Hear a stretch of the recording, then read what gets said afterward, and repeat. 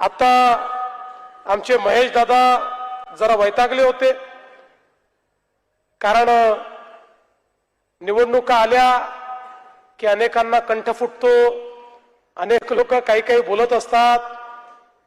पण दादा एक लक्षात ठेवा, परिंदे को मिलेगी मंजिल एक दिन, ये उनके फैरे हुए पंख बोलते हैं.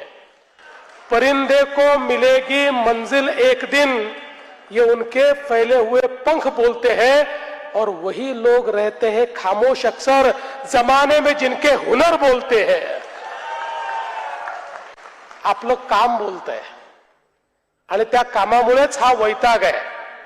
त्या कामामुळेच या ठिकाणी हा त्राग आहे, हा रागराग आहे. जरा समजून घ्या दादा. ते रागवले म्हणून तुम्ही रागवू नका. तुम्ही काम केलं, तुम्ही फक्त काम सांगा.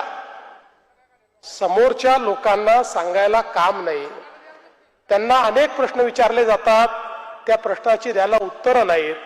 त्यामुळे विकासावरनं या निवडणुकीची चर्चा ही कुठल्या तरी वादावादीत झाली पाहिजे, सवाल जवाब झाला पाहिजे, अशा पद्धतीचा त्यांचा प्रयत्न आहे.